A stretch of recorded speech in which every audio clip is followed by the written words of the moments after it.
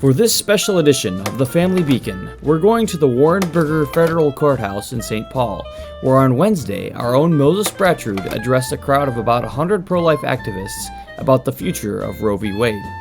He is introduced by Brian Gibson of Pro-Life Action Ministries. We hope you'll enjoy this special edition of the Family Beacon podcast. This past summer, the report comes out, and I look at the report, and one of the abortion facilities, Whole Woman's, was missing 10 months of numbers. Now, we sidewalk counsel outside of this place. We're out there every day that they're doing abortions. We knew women were having abortions all of those 10 months, and there's nothing but zeros there. And I'm going, this is wrong. Something is wrong about this report. So we put out a press report. We let people know that that was the case. Moses took it upon himself. Later I found out from his boss, took it upon himself to call Whole Woman's, their headquarters in Texas, and to actually get the real number of abortions they did in Minnesota. Action! Exactly. So. Yeah, Moses. Moses. Thank you, Brian. Thank you so much for everyone who's here. We will make abortion illegal, and we will make it unthinkable in Minnesota. Amen? Amen. I want to share with you something I heard this morning from the oral arguments in the Dobbs v. Jackson case at the Supreme Court. I think it shows that our opponents are frightened. Justice Sotomayor made a comparison, and she asked the attorneys arguing in favor of the Mississippi law banning abortion at 15 weeks, she asked them how that can be fair when a child in the womb has so little brain development. She made this comparison. This is real. She made the comparison between an unborn child and someone who's brain dead. That was her comparison. That is a justice on our Supreme Court. But doesn't that show that they're desperate? Doesn't that show that the rational arguments have deserted them? We have shown, the pro-life movement has shown, that what is in the womb is not a part of the women's body. That was never true, but many people believed it. We have shown that that child, as others have said, has unique DNA from the moment of conception, that is a person made in the image of God. Ultrasound technology, am I right? Like, we are able to take to a window into the womb, and my wife and I are expecting our second child there, and to be able to see that child jumping and kicking, thank you. I didn't do much.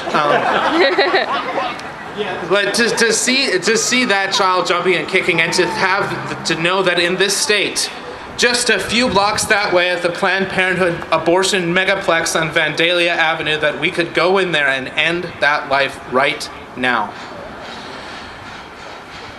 And yet, there is hope, isn't there? We are, as others have said, we're looking at a Supreme Court case that could overturn the Roe v. Wade standard under which abortion is legal up until viability defined at 24 weeks. Now, I want to talk to you on the behalf of Minnesota Family Council about what might happen in Minnesota if that decision goes the way we're hoping and praying that it does, and Mississippi's abortion law banning abortion at 15 weeks is allowed to stand. What would happen in Minnesota? Nothing, zilch, nada. And that is because in 1995, as many of you know, our own state Supreme Court ruled in Doe v. Gomez. It's the mini Roe v. Wade that just as under an invented right in the U.S. Constitution, a woman has a right to an abortion. In Minnesota, a woman has the invented right to a taxpayer-funded abortion, as many of you know. And our state government spends more than $1 million of your tax dollars every year funding those abortions. So to change the status quo in Minnesota, we have a lot to do. And once Roe v. Wade is overturned, the focus will no longer be on our friends and allies in Washington, D.C. Yesterday, my colleague Renee Carlson was able to meet with Vice President Mike Pence in D.C.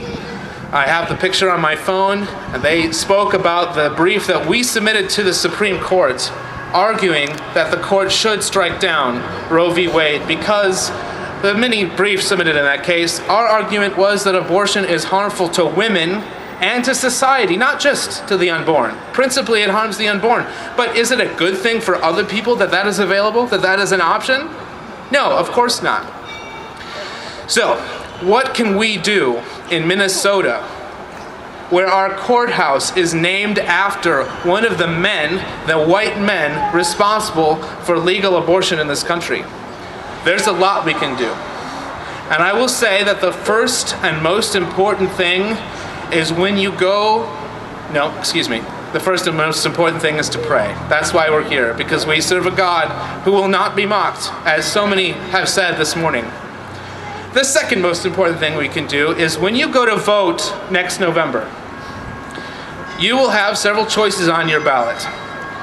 And if we as a state rise up, and if we throw off the shackles of the Planned Parenthood abortion lobby in this state, we can make positive change.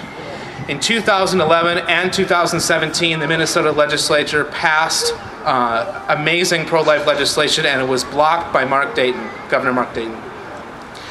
If the Minnesota legislature was under pro-life control today, we'd have the same situation, because pro-abortion Governor Tim Walz has said he will not let any pro-life legislation go through. Abortion supporters in this state are even trying to cut the positive alternatives to abortion funding, which sends over $300,000 per year to crisis pregnancy centers and other organizations that provide help to women who are abortion-minded or who are in need of help. Isn't it an amazing thing that our state does that? Not many pro-abortion states do.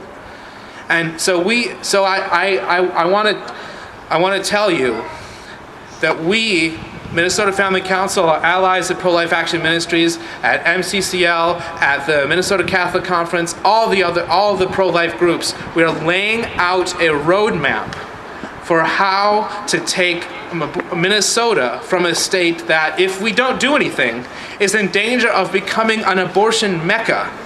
A state where all the states around it will have, Lord willing, banned abortion. I hope they'll ban abortion in my original home state of Wisconsin. They're inferior to Minnesota in so many ways, but that is not one of them at this moment, and I want to change that.